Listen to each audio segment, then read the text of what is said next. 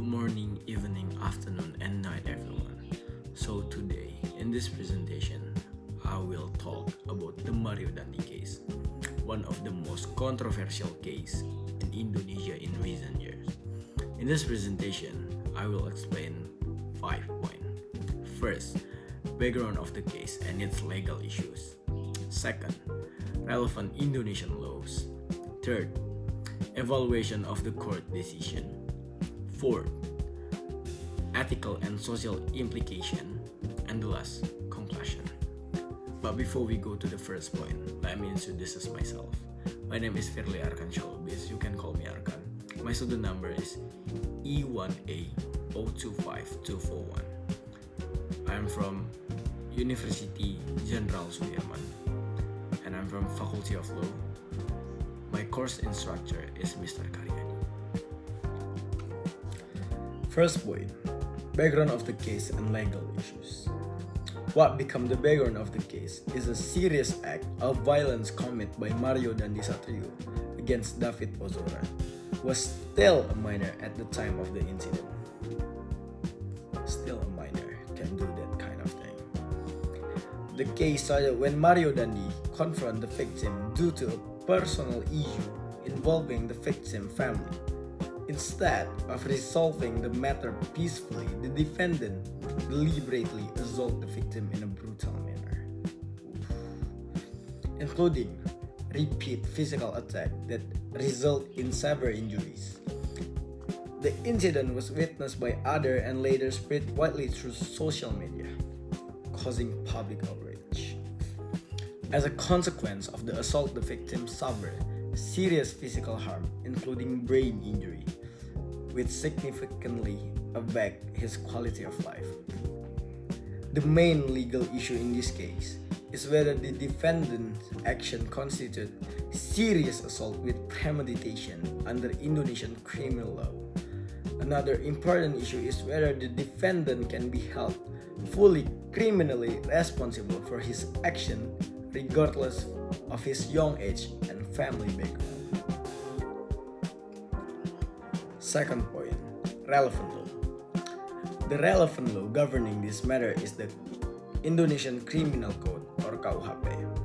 According to Article 355, Paragraph 1 of the KUHP, any person who commits serious physical assault with premeditation can be punished with a maximum imprisonment of 12 years. Serious assault is defined as an act that causes permanent injury, serious illness, or danger to life. In addition, Article 354 of the KUHP regulates serious assault with premeditation, while Article 55 of the KUHP applies to those who participate or assist in committing a criminal act together.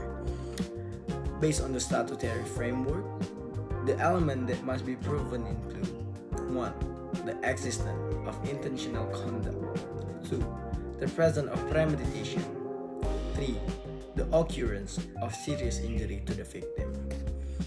The applicable legal norm in this case emphasize the protection of human dignity and physical integrity, especially for minors, and reinforce the principle that everyone is equal before the law, as guaranteed by Indonesian legal principle.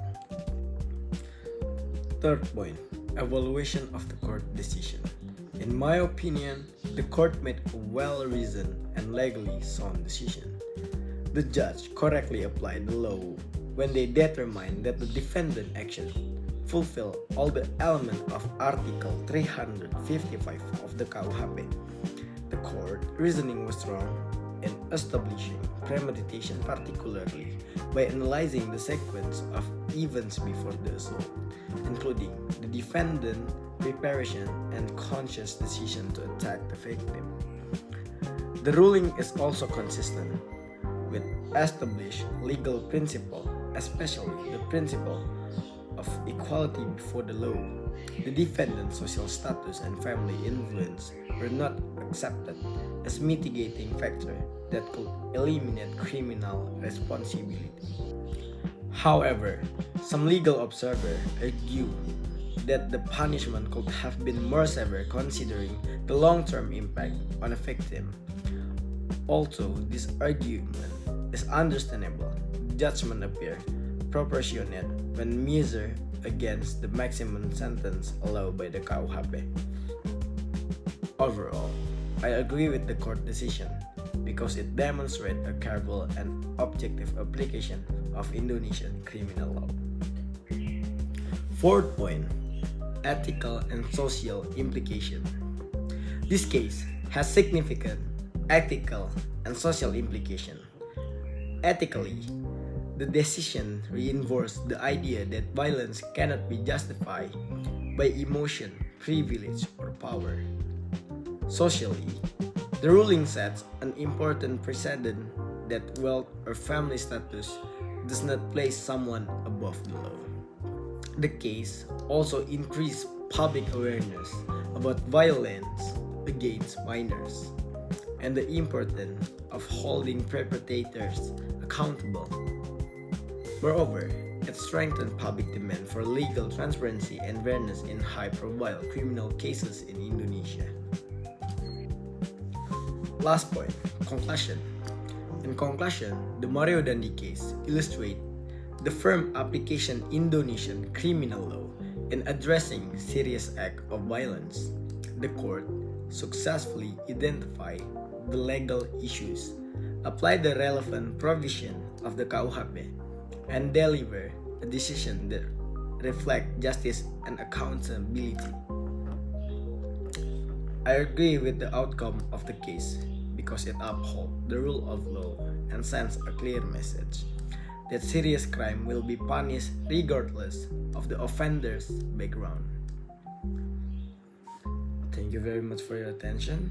That's all from me, and I hope this case learned you a lesson.